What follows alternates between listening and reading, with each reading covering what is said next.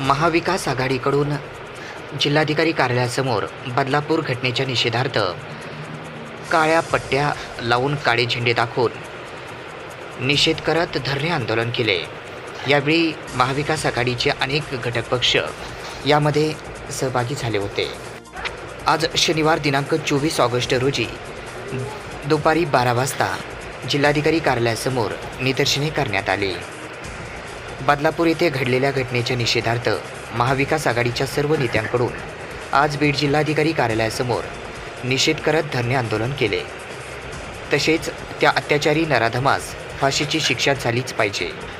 गृह खात्याने फोडाफोडीचे राजकारण न करावे, कायद्याचे राज्य निर्माण व्हावे यासाठी काम करायला पाहिजे।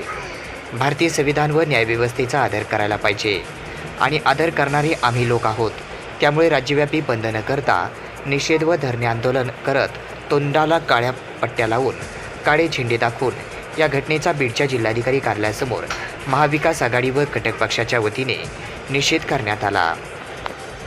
यावेळी आमदार संदीप क्षीरसागर यांच्यासह अनेकांची उपस्थिती होती।